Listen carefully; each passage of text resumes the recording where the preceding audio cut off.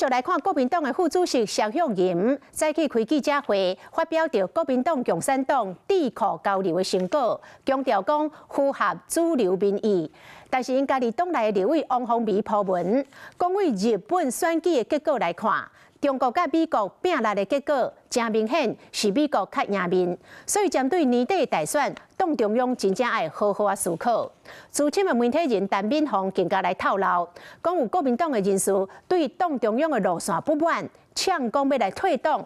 不过肖向吟反驳，讲迄消息是错误的。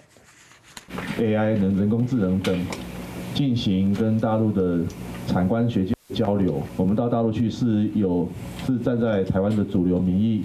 开记者会讲到国共智库论坛的成果，被人认为是替第10会的铺路。国民党副主席肖向吟强调讲，是不交流符合主流民意，不过党内有杂音。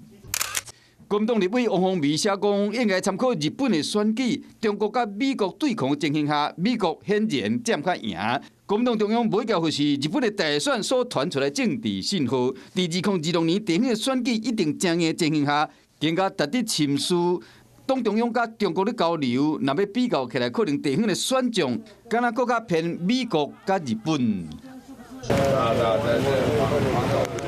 立法院长江启臣进前才邀请 AIT 的处长郭立言去台中参访，风声讲台中市长罗秀燕有意要访问美国。资深的媒体人陈敏宏就讲，那赢党内人士对党中央的路线真不满，甚至放调讲要退党，3月就是关键的临界点。只是说3月份的问题会更严重了，党员对现在的路线私底下议论纷纷呢，这样子不变的话，他们就离开就好了。所以这个隐含中还是有一些危机存在。有新入党的近万人吧，怎么会有退党潮？那个民众的消息可能有要进一步的核实哦。肖向吟认为讲，党中央甲中国交流的路线未影响到地方的选举，同时强化民生议题，是讲党内选将敢会认同，这就爱搁看卖。Hello， 我是蒋欣梅。想要抢先掌握最及时的新闻资讯吗？赶快订阅、按赞、开启小铃铛，锁定华视新闻 YouTube 频道。